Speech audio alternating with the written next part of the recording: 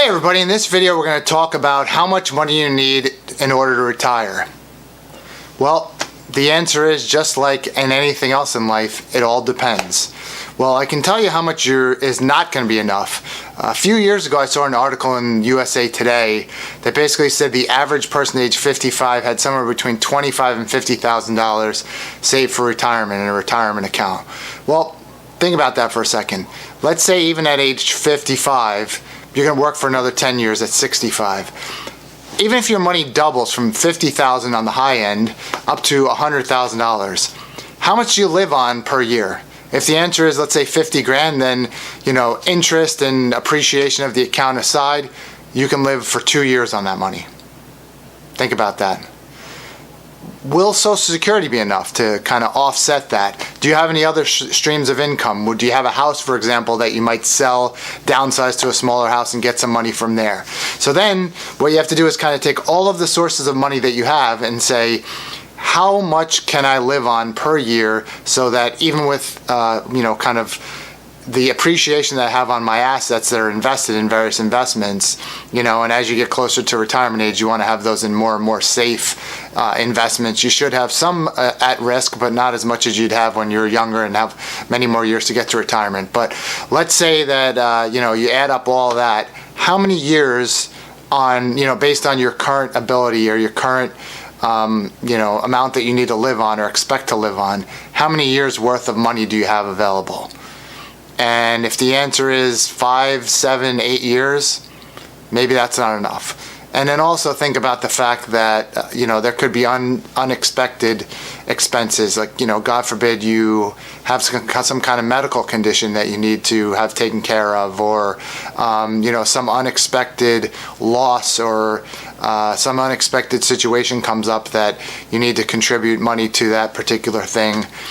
Where would that put you? So if the answer is, hey, not anything significant, then that's really a concern. So, on average, would you want to have at retirement 200, 300, 400,000? Maybe if you're retiring now. If you're going to retire in 20 years from now, then, 30 years from now, then you definitely want to have, probably at the time of retirement, 800, 900, $1 million. Again, every situation is different. If you're asking a millionaire, they're going to say $1 million, I couldn't live on that in a year. If you're talking about someone that, pinches pennies and is really good at saving their money, house is paid off and so on, and could live really frugally, it could be $20,000, $25,000 a year. It all depends on your situation. However, if you're 55 years old and you have $25,000 to $30,000 for retirement, better start saving aggressively. The key, though, is to really start early. So if you're a young person watching this, don't say, well, I have this or that or the other thing to pay off. Start putting money toward retirement immediately, because the sooner you do it, the more money you're going to have, just by the fact that you have more time for that money to appreciate. I remember reading somewhere that, and I might have this a little bit off, but you'll get the idea. Let's say somebody at 21 years old, puts away $1,000 a year for 10 years. And let's say another person waits till they're age 30 and starts putting $1,000 away per year from 30 to age 60. Guess who's going to have more money at retirement? The first person. And that's because that money has all those extra years to continue to earn interest, dividends, and capital appreciation. So the earlier you can start. Now don't feel bad if you're in a situation where, hey, I'm 35, 40, I missed the boat. Just understand you'll have to save more. And that's okay. Just adjust your lifestyle accordingly so that you can provide for what you need to provide when you plan on retiring. So, do you have any questions on this? Was this content helpful for you?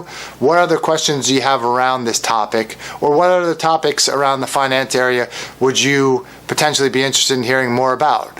I'd be happy to share any comments, answer any of your comments, and your questions are what will help me provide better content to you in the future. So feel free to put those comments down below. Definitely give this a like if you learned something, and definitely consider subscribing. And thank you so much for watching, and hope to see you in the next video.